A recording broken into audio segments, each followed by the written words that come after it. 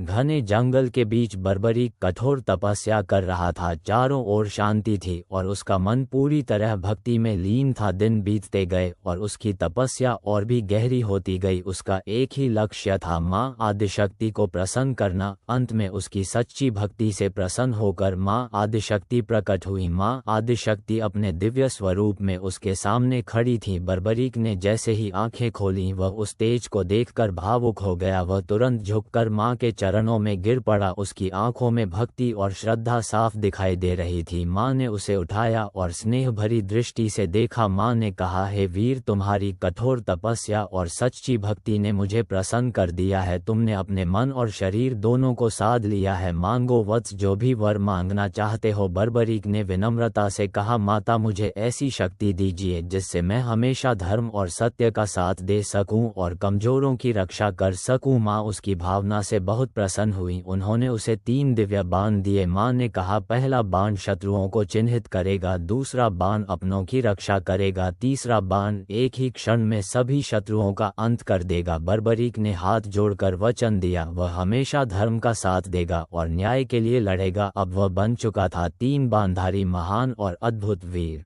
रात का समय था। चांद की हल्की रोशनी पेड़ों के बीच से जमीन पर पड़ रही थी। उसी रोशनी में बर्बरीक तीरंदाजी का अभ्यास कर रहे थे। उनका हर तीर सटीकता से लक्ष्य पर जाकर लगता था। कुछ समय बाद उन्होंने अपना अभ्यास रोका और अपनी माँ के पास पहुँचे। उन्होंने झुककर माँ के चरण स्पर्श किए। माँ ने स्नेह से उनके सिर पर हाथ रखा और बोली, वत्स, तुम्हारी शक्ति अद्भुत है, लेकिन बताओ, तुम इस शक्ति का उपयोग किसके लिए करोगे? बर्बरीक ने शांत स्वर में कहा, माता, ये शक्ति केवल धर्म के लिए है। मैं अन्याय के खिलाफ खड़ा रहूंगा। माँ ने फिर पूछा, अगर युद्ध में दोनों पक्ष शक्तिशाली हों तो तुम किसका साथ दोगे? बर्बरीक ने बिना हिचकिचाए कहा, माता, मैं हमेशा उस पक्ष में खड़ा रहूंगा जो कमजोर होगा। जो हार रहा होगा मैं उसी का सहारा बनूंगा। माँ कुछ पल मौन रहीं, फिर बोली, यह मार्ग सरल नहीं है वत्स, हर बार पक्ष बदलना पड़े तो भी क्या तुम अपना वचन निभाओगे? बर्बरीक ने दृढ़ होकर कहा, हाँ माता, चाहे परिस्थिति कैसी भी हो, मैं अपने वचन से पीछे नहीं हटूंगा। मैं हर हाल में हारे का साथ दूंगा। माँ फिर स्नेह से मुस्कुराई और आशीर्वाद दिया। उन्होंने कहा, तो जाओ वत्स और अपने इस वचन पर अडिग रहना, यही तुम्हारी पहचान बनेगा। उस रात जंगल में हुआ यह वार्तालाप आगे चलकर इतिहास बन गया और तभी से बर्बरीक कहलाए हारे का सहारा। बर्बरीक